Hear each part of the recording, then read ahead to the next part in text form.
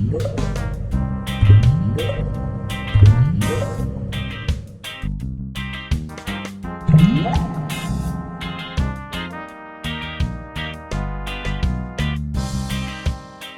we go into the setup of streets, let's discuss what players will find on the buildings themselves. This is the valuation of the building.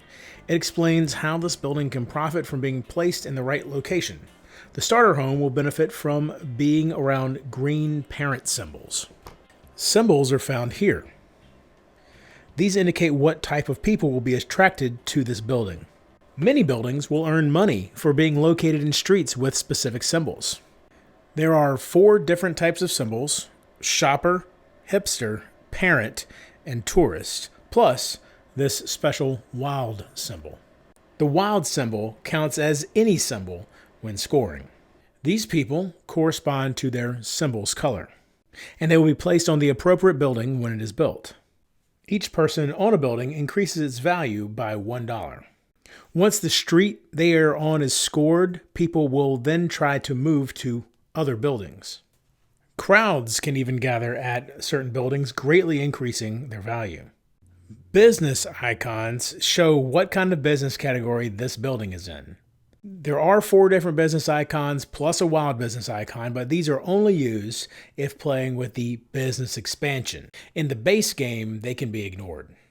The road is part of the artwork and is used to determine what street the building is in. On the back of each building is a large symbol matching the symbol on the building's front. The symbols on the back of the tiles are open information for all players and can be useful to look at and predict what people will play, as well as to see what kind of building you'll be getting next. They are also used when removing random buildings during the game setup for 1, 2, or 3 players.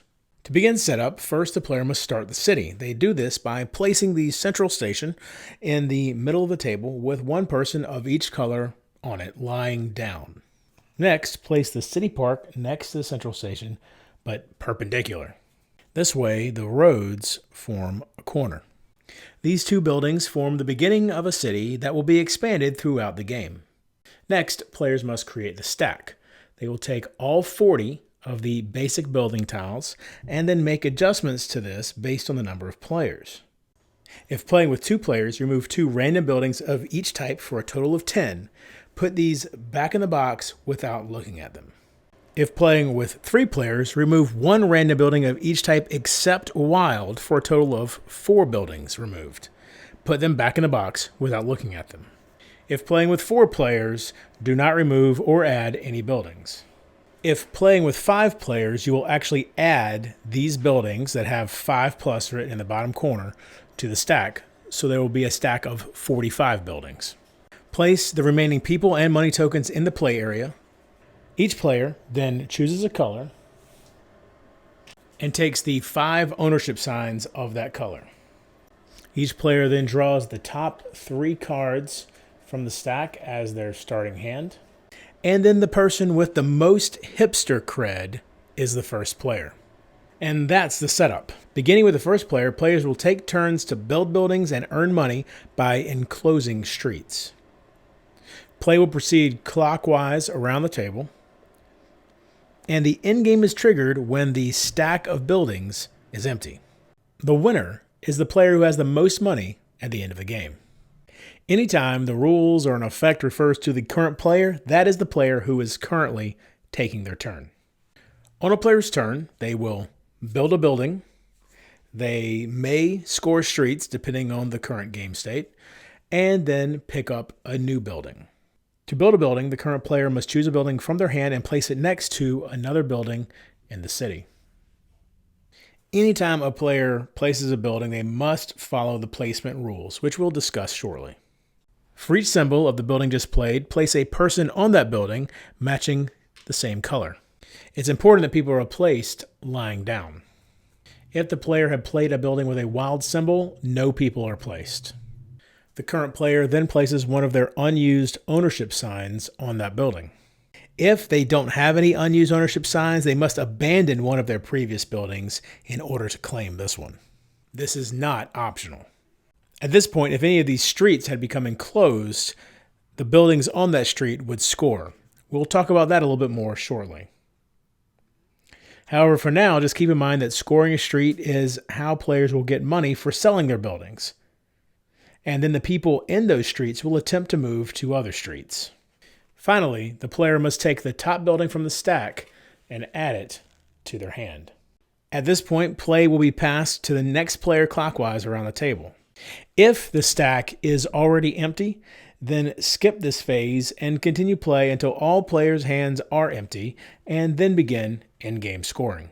Now let's discuss placement rules. When a building is built, its road must be connected to the road of another building in the city. There are two legal ways of placing a building. You can place it so that it is oriented the same way, like this, or you can place it so it is perpendicular to the building next to it so that it forms a new street. Either way, the street must still connect to the building next to it. It is possible that buildings will do both of these things at the same time. This is allowed. However, you may not place a building so that the long portions of the street connect, making a wider street like this. And you cannot place a building that is not connected to another road on another building. Buildings are allowed to touch the roadless side of another building as long as they are still touching the road of another building next to it. A row of buildings where the streets connect in the same direction is called a street. The maximum length of a street is 5 buildings. When a street has buildings oriented in a different direction at both ends, as you see here, that street is now enclosed. When a street becomes enclosed, it is immediately scored. All players who own buildings in the street will sell their buildings and get money for them. The 2 buildings that enclose a street on each end are called enclosing buildings. It is possible in certain situations for a building to become instantly enclosed in the turn it is played if it's placed in a gap between 2 enclosing buildings. It's also possible that several streets will become enclosed at the same time. When this happens, score the streets one at a time in any order chosen by the current player. Most of the time, enclosing buildings will have the street side facing the street that they've enclosed, but depending on certain game states, it's possible that the enclosing building may be rotated another way so that the top of the building is pointing towards the street instead. Or it is even possible that it may end up being placed upside down relative to the street it encloses. None of this matters. The building is still enclosing the street. When scoring the street, players will score each building individually. Calculate the value of the building. They'll calculate the money earned by the valuation of the building. They'll add $1 for each person currently at that building. The player who earns the building will acquire that money and then remove their ownership sign from the building.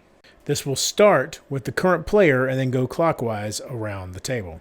When all buildings in the enclosed street have been scored, the current player must move the people in the street to the buildings in other non-enclosed streets if possible.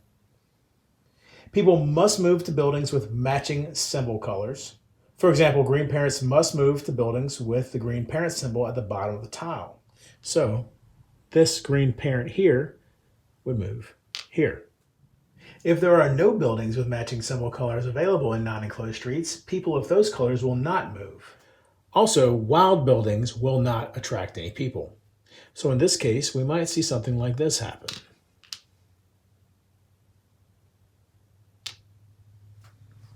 As you can see, we have these people left over in the street because they have no buildings to go to in non-enclosed streets.